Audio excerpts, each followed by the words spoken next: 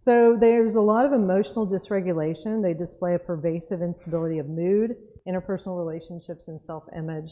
There's that chronic sense of emptiness that they always have, that they just don't know what to do with. And they're constantly changing. Like, I have one that I work with, and I never know quite what I'm going to get in the room with what she's wearing or hairstyle. You know, it can change kind of week to week, or maybe one will last through the month. Now, she goes a little bit further. We'll get into it with the borderline. She actually dissociates some.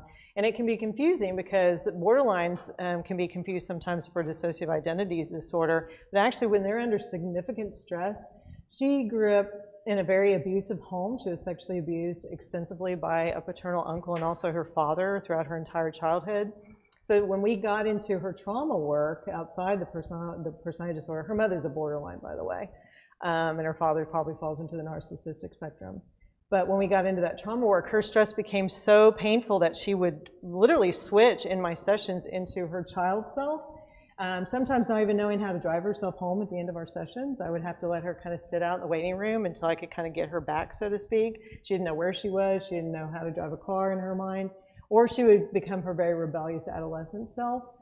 She was married, and so the adolescent claimed that she was lesbian and she didn't want to be married, and she would be very angry.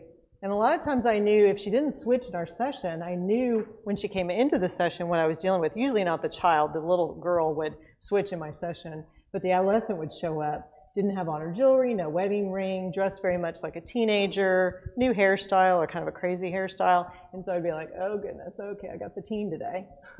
So that's something to kind of look forward to with the borderline because of that identity crisis that they're in.